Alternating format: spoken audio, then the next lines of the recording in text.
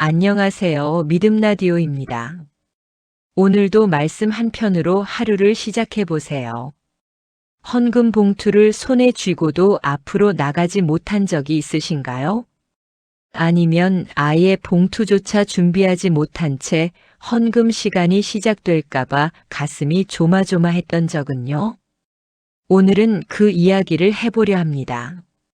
가난이 신앙을 흔들었던 그 시절, 그런데도 하나님은 거기 계셨다는 이야기입니다. 오늘의 주제는 이것입니다. 헌금도 못 낼 만큼 힘들었던 그 시절의 은혜. 몇 년 전 한 집사님이 상담을 요청해 오셨습니다. 교회를 그만 다니고 싶다고 하셨는데 이유가 마음을 참 아프게 했습니다. 헌금을 못 내는 자신이 너무 부끄러워서 예배 시간이 두렵다고 하셨지요. 그 집사님은 남편의 사업 실패 이후로 생활이 몹시 어려워졌습니다. 두 아이의 학원비도 끊었고 외식은 물론이고 마트에서 장을 볼 때도 할인 코너만 훑어보는 형편이었습니다. 그런데 그보다 더 힘들었던 것은 주일이 오는 게 무섭다고 하셨습니다. 헌금 시간이 되면 옆 사람들이 다 봉투를 꺼내는데 자신만 가만히 앉아 있어야 하는 그 순간이 너무 창피하고 너무 아프다고 하셨습니다.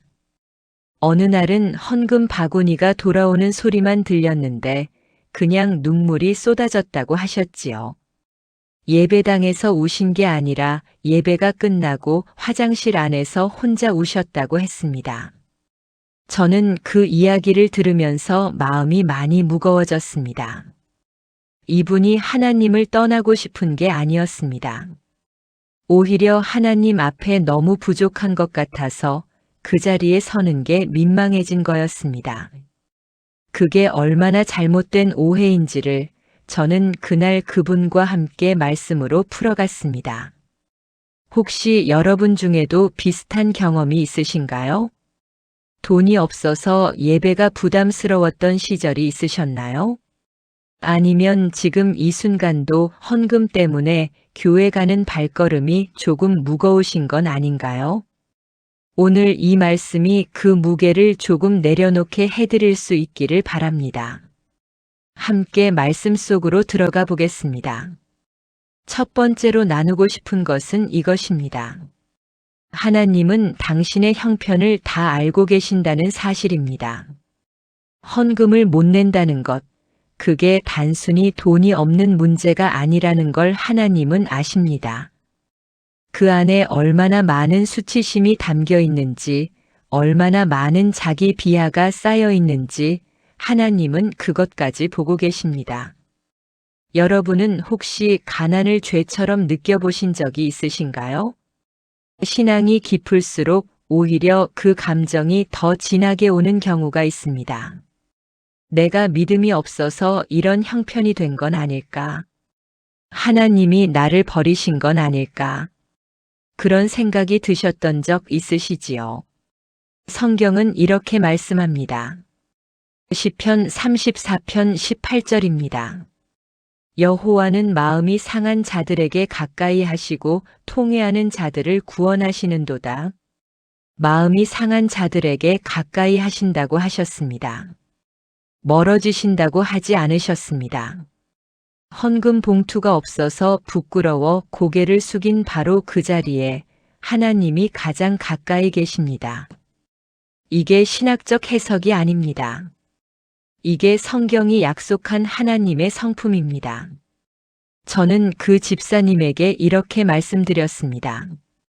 집사님, 헌금을 못 내는 날 하나님이 집사님을 더 멀리 하신다면 그분은 성경의 하나님이 아닙니다. 그 말에 그분이 처음으로 조금 우셨습니다. 억눌렸던 것들이 풀리기 시작하는 눈물이었지요. 여러분도 혹시 그런 생각이 마음 한켠에 자리 잡고 있지는 않으신가요? 가난한 나는 하나님 앞에 설 자격이 없다는 생각이요.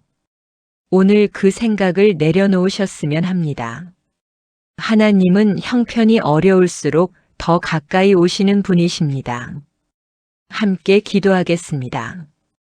주님, 저희는 때로 가난이 부끄러워 예배 자리가 무서워질 때가 있었습니다. 헌금 봉투를 내밀지 못하는 손이 창피해서 하나님 앞에 나서기가 두려웠습니다. 하지만 말씀은 마음이 상한 자에게 가까이 하신다고 하셨습니다. 주님, 저희의 상한 마음을 아시는 주님께서 오늘도 저희 곁에 계심을 믿습니다. 그 믿음으로 다시 예배 자리에 설 수 있게 도와주시옵소서. 예수님의 이름으로 기도합니다. 아멘. 두 번째로 함께 나눌 내용은 이것입니다. 가난한 자를 향한 하나님의 시선은 세상과 전혀 다르다는 것입니다. 세상은 능력 있는 사람을 존중하고 많이 내는 사람을 높이 봅니다. 회사에서도 그렇고 심지어 어떤 공동체 안에서도 그런 문화가 작동하지요. 저분은 많이 기부하셨다더라. 저 가정은 헌금을 꼬박꼬박 잘 낸다더라. 이런 이야기들이 때로 교회 안에서도 들릴 때 마음이 위축되셨던 경험이 있으실 겁니다. 그런데 하나님의 눈은 정반대입니다. 성경은 이렇게 말씀합니다. 누가복음 21장 1절부터 4절입니다. 예수께서 눈을 들어 부자들이 헌금함에 헌금 넣는 것을 보시고 또 어떤 가난한 과부가 2렙돈 넣는 것을 보시고 이르시되 내가 참으로 너희에게 말하노니 이 가난한 과부가 다른 모든 사람보다 많이 넣었도다. 저들은 그 풍족한 중에서 헌금을 넣었거니와 이 과부는 그 가난한 중에서 자기가 가진 생활비 전부를 넣었느니라. 2렙돈이면 지금으로 말하면 몇백 원도 안 되는 돈입니다. 그런데 예수님은 그것이 가장 많은 헌금이라고 하셨습니다. 왜 그랬을까요? 금액이 아니라 마음을 보셨기 때문입니다. 비율이 아니라 순종을 보셨기 때문입니다. 숫자가 아니라 신뢰를 보셨기 때문입니다. 이 과부는 어쩌면 2렙돈을 내면서도 부끄러웠을 수 있습니다. 옆에 부자들이 큼직한 봉투들을 내미는 것을 보면서 손이 떨렸을지도 모릅니다. 그런데 예수님의 시선은 그 부자들을 지나쳐서 이 과부에게 머물렀습니다. 그리고 제자들에게 말씀하셨습니다. 저 여인을 보라고요. 여러분이 헌금을 못 내는 날, 혹은 아주 적게 낼 수밖에 없는 날에도 하나님의 눈은 그렇게 여러분에게 머물러 있습니다. 금액을 세는 눈이 아니라 삶의 무게를 아는 눈으로 바라보고 계십니다. 저는 상담을 통해 많은 분들을 만나면서 느끼는 것이 있습니다. 헌금을 많이 내는 분이 반드시 신앙이 깊은 게 아니었습니다. 가난한 중에서도 예배 자리를 끝까지 지키는 분, 2렙돈 같은 마음으로 드리는 분, 그분들의 신앙이 훨씬 더 깊고 아름다울 때가 많았습니다. 오늘도 형편이 어려운 가운데 이 말씀을 듣고 계신다면 여러분의 삶 자체가 이미 하나님 앞에 드려진 것입니다. 함께 기도하겠습니다. 주님, 저희는 세상의 기준으로 저희 자신을 너무 오래 평가해 왔습니다. 얼마를 드리느냐보다 어떤 마음으로 드리느냐를 보신다는 것을 알면서도 자꾸만 금액 앞에서 주눅이 들었습니다. 과부의 2렙돈을 가장 귀하게 여기신 주님, 저희의 작은 드림도 그렇게 받아주시옵소서. 저희의 형편을 세상과 다른 눈으로 보시는 주님께 감사드립니다. 예수님의 이름으로 기도합니다. 아멘. 세 번째로 함께 나눌 내용입니다. 어려운 시절에도 예배를 놓지 않은 것이 은혜였다는 사실입니다. 형편이 어려워지면 가장 먼저 멀어지는 것 중 하나가 예배입니다. 일이 늘어납니다. 주일에도 나가야 하는 상황이 생깁니다. 몸이 지쳐서 주일 아침에 일어나는 것 자체가 힘들어집니다. 그리고 앞서 말씀드린 것처럼 헌금을 못 낸다는 부끄러움이 발걸음을 붙잡습니다. 그런데 여러분 생각해 보세요. 그 모든 것을 뚫고 예배 자리에 나간 날들이 있지 않으셨나요?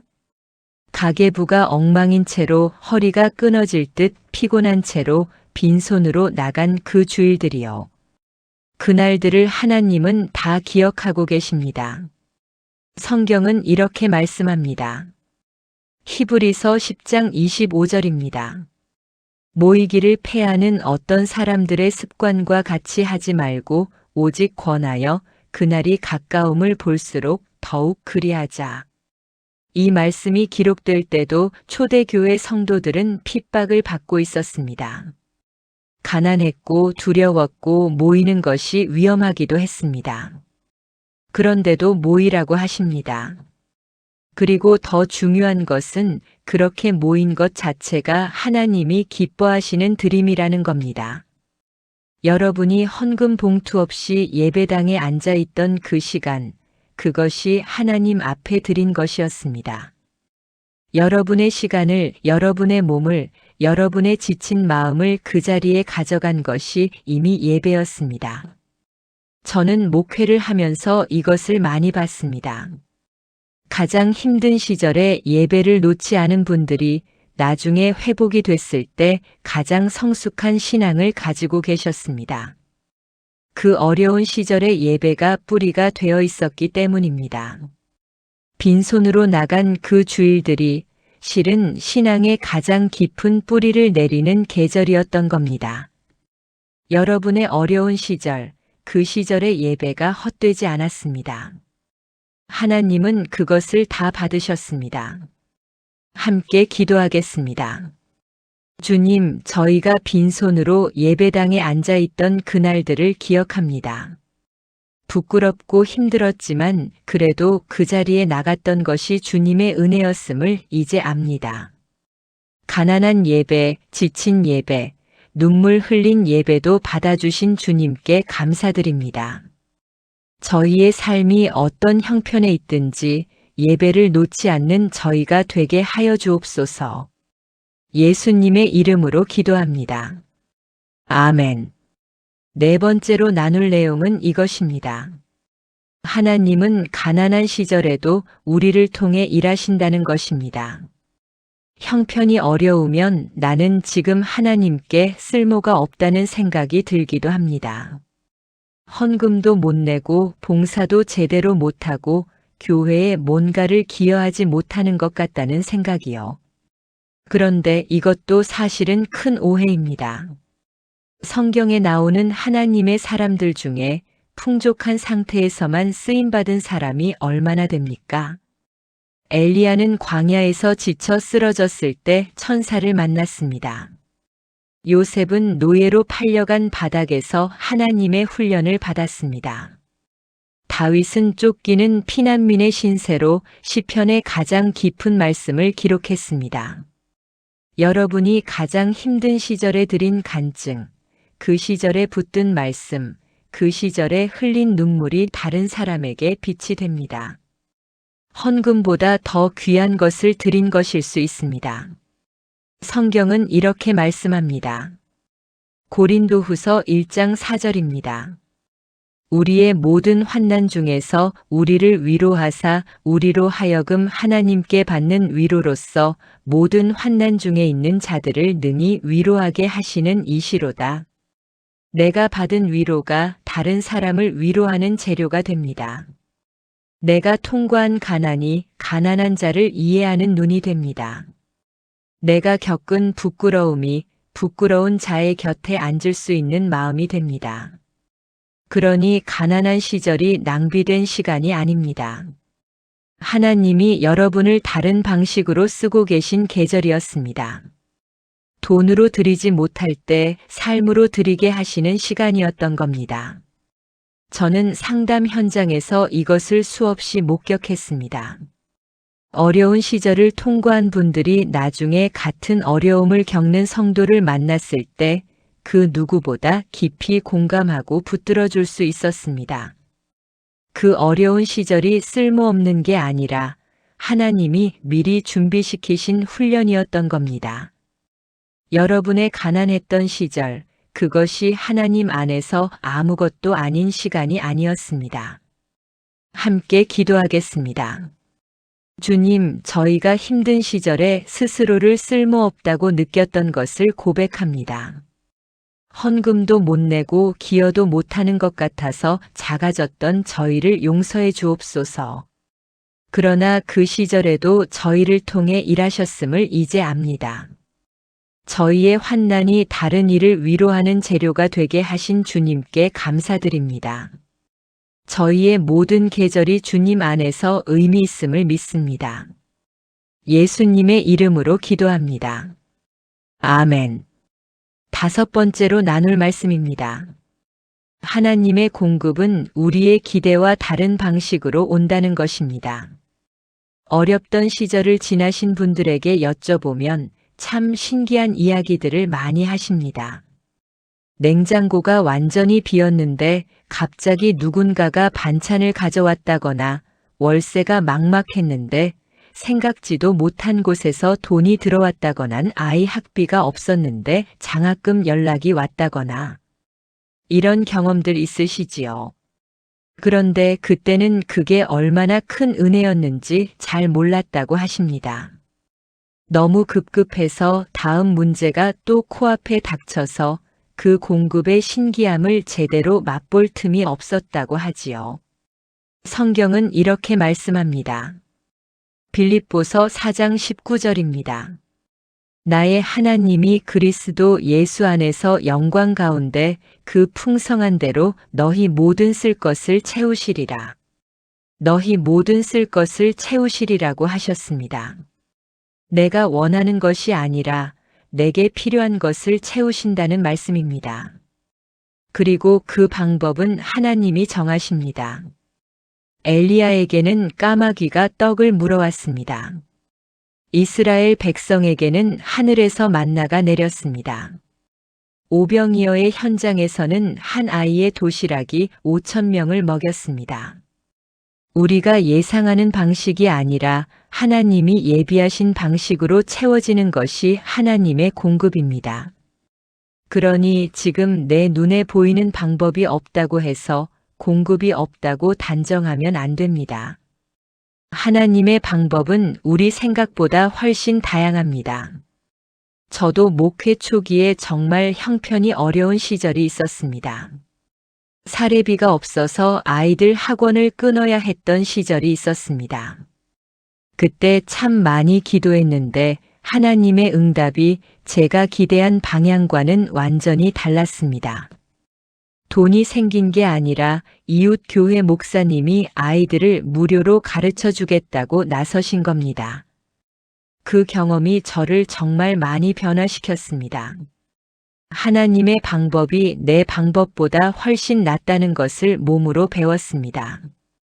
여러분의 어려운 시절, 그 안에 하나님의 공급이 숨어 있었을 겁니다. 지금 돌아보시면 어떻게 그 시절이 버텨졌는지 신기하지 않으신가요?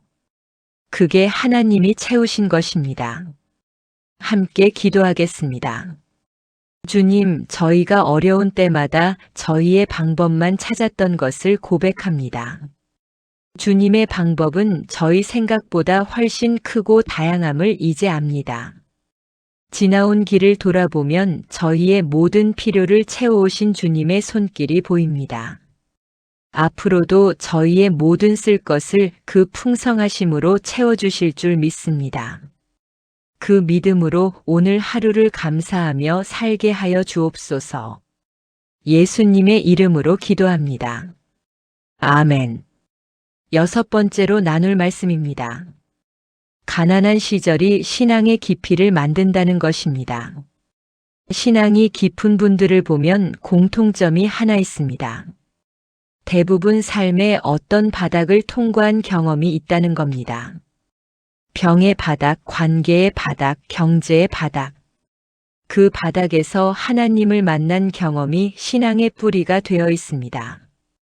형편이 넉넉할 때 드리는 헌금은 쉽습니다. 형편이 어려울 때 드리는 예배는 다릅니다.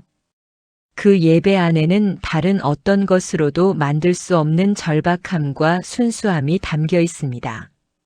성경은 이렇게 말씀합니다. 야고보서 1장 2절부터 4절입니다. 내 형제들아 너희가 여러 가지 시험을 당하거든 온전히 기쁘게 여기라. 이는 너희 믿음의 시련이 인내를 만들어내는 줄 너희가 알비라. 인내를 온전히 이루라. 이는 너희로 온전하고 구비하여 조금도 부족함이 없게 하려 함이라. 시험이 인내를 만들고 인내가 온전함을 만든다고 하셨습니다. 경제적 어려움도 그 시험 중 하나입니다.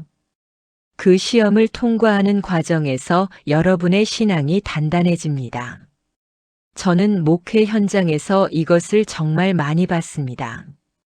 물질적으로 풍족한 시절만 보낸 분들보다 어려운 시절을 통과한 분들의 기도가 훨씬 진합니다. 그분들의 감사가 더 깊습니다. 그분들이 하나님을 의지하는 방식이 더 간절합니다. 왜냐하면 하나님만이 유일한 답이었던 시절을 살아봤기 때문입니다. 헌금을 못 냈던 그 시절, 그것이 여러분 신앙의 밑바닥을 다진 시간이었을 수 있습니다. 지금 여러분이 하나님을 이 깊이로 알고 있다면 그 어렵던 시절이 만들어낸 것입니다. 어려운 시절을 보내고 계신 분들에게 말씀드립니다. 지금 이 시간이 낭비가 아닙니다. 지금 이 시간이 여러분 신앙의 가장 중요한 계절일 수 있습니다. 나중에 돌아봤을 때 이 계절이 가장 귀한 시절이었다고 고백하게 되는 날이 반드시 옵니다. 함께 기도하겠습니다. 주님, 저희가 겪어온 가난의 시절이 낭비가 아니었음을 감사드립니다. 그 시절이 저희 신앙의 뿌리를 깊게 내리게 하셨음을 이제 압니다. 시험이 인내를 만들고 인내가 온전함을 만든다는 말씀을 붙들겠습니다. 지금도 어려움 가운데 있는 분들이 이 계절이 헛되지 않음을 믿게 하여 주옵소서. 예수님의 이름으로 기도합니다. 아멘. 7번째, 오늘의 마지막 말씀입니다. 이제 그 시절의 은혜를 선포할 때라는 것입니다. 어려운 시절을 지나신 분들 중에 아직 그 시절을 부끄러움으로만 기억하는 분들이 계십니다. 헌금을 못 냈던 것, 교회의 짐이 된 것 같은 느낌, 남들에게 기도 부탁을 해야 했던 것들. 그 기억들이 아직도 마음 한켠에서 따끔하게 느껴지시는 분들이요. 그 부끄러움을 이제 선포로 바꿀 때입니다. 그것은 수치의 역사가 아니라 은혜의 역사이기 때문입니다. 성경은 이렇게 말씀합니다.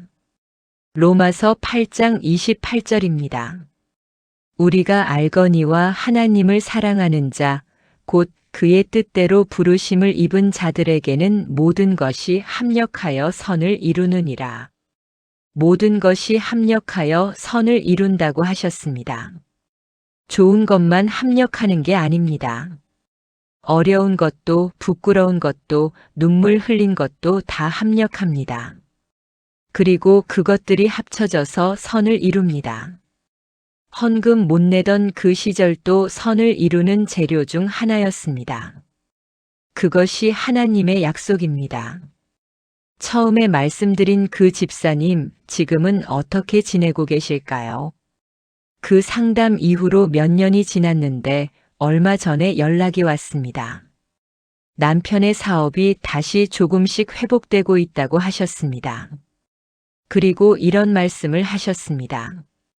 목사님, 그때 제가 교회를 떠나지 않은 게 제 인생에서 가장 잘한 일인 것 같아요.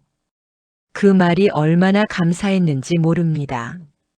그 집사님이 지금 같은 어려움을 겪고 있는 새 신자를 만나면 누구보다 따뜻하게 안아줄 수 있는 사람이 되어 있습니다. 헌금 못 내던 그 시절이 있었기 때문에 그 자리에 앉아 있는 사람의 마음을 알기 때문입니다. 그것이 선을 이루는 방식이었습니다. 여러분의 어렵던 시절도 그렇습니다. 그것은 하나님이 선을 이루기 위해 쓰신 계절이었습니다. 이제 그것을 부끄럽게 감추지 말고 은혜로 선포하는 자리에 서시기 바랍니다. 함께 기도하겠습니다. 주님, 저희가 가난하고 힘들었던 시절을 부끄러움으로만 기억했습니다. 하지만 그 모든 것이 합력하여 선을 이루었음을 이제 고백합니다. 헌금을 못 냈던 그날들도, 예배 자리가 두려웠던 그 순간들도 주님이 함께 하셨음을 선포합니다. 저희의 고백이 같은 어려움을 겪고 있는 이에게 빛이 되게 하여 주옵소서. 어려운 시절의 은혜를 선포하는 삶을 살게 하여 주옵소서. 예수님의 이름으로 기도합니다. 아멘. 이제 오늘 말씀을 모두 나눴습니다. 함께 통합 기도를 드리겠습니다. 함께 기도하겠습니다. 주님, 저희는 오늘 헌금도 못 낼 만큼 힘들었던 그 시절을 떠올렸습니다. 그 시절에 얼마나 부끄러웠는지, 얼마나 위축됐는지 주님도 아시겠지만 저희 스스로 다시 한번 고백합니다. 예배 자리가 두려웠습니다. 헌금 바구니 소리가 무서웠습니다. 빈손으로 나온 자신이 너무 작게 느껴졌습니다. 하지만 주님, 그 자리에도 주님이 계셨습니다. 마음이 상한 자에게 가까이 하신다는 말씀대로 저희 가장 가까이에 계셨습니다. 두 랩돈을 보시던 그 눈으로 저희를 바라보고 계셨습니다. 저희의 빈 봉투가 아니라 저희의 마음을 보고 계셨습니다. 그 어려운 계절에도 예배를 놓지 않았던 것이 주님의 은혜였음을 감사드립니다. 그 시절이 저희 신앙의 뿌리를 깊게 내리게 한 계절이었음을 감사드립니다. 까마귀로도 먹이시고 만나로도 내리시고 생각지 못한 방법으로 저희의 필요를 채워오신 주님께 감사드립니다. 이제 저희가 그 시절을 부끄러움으로 묻어두지 않겠습니다. 모든 것이 합력하여 선을 이루셨다는 주님의 약속을 붙들고 그 시절의 은혜를 선포하겠습니다. 저희가 통과한 가난의 시절이 같은 길을 걷고 있는 누군가에게 빛이 되게 하여 주옵소서. 지금도 형편이 어려워서 이 말씀을 듣고 계신 분들을 위해 기도합니다. 그분들의 마음에 오늘 이 말씀이 위로와 힘이 되게 하여 주옵소서. 헌금을 못 내도 하나님이 가까이 계심을 알게 하여 주옵소서. 예배 자리를 포기하지 않는 믿음을 지켜가게 하여 주옵소서. 그 어려운 계절이 결코 낭비가 아님을 믿는 마음을 허락해 주옵소서. 주님, 오늘 이 말씀을 붙들고 각자의 자리로 돌아가는 저희를 인도하여 주옵소서. 형편이 어떠하든지 주님과 함께하는 길이 가장 복된 길임을 날마다 경험하게 하여 주옵소서. 예수님의 이름으로 기도합니다. 아멘. 오늘 말씀 어떠셨나요? 마음이 조금 가벼워지셨나요? 오늘 나눈 말씀을 마음에 새기면서 이번 주를 시작하실 때 이것 하나만 기억해 주세요. 헌금의 크기가 여러분의 신앙의 크기가 아닙니다. 형편이 어려운 날 예배 자리에 나가는 것 자체가 이미 하나님 앞에 드린 가장 귀한 드림입니다. 오늘 당장 해보실 수 있는 것을 한 가지 말씀드릴게요. 오늘 하루 어려웠던 시절을 한번 떠올려 보세요. 그 시절 중에서 하나님이 함께 하셨던 순간을 딱 한 가지만 찾아보세요.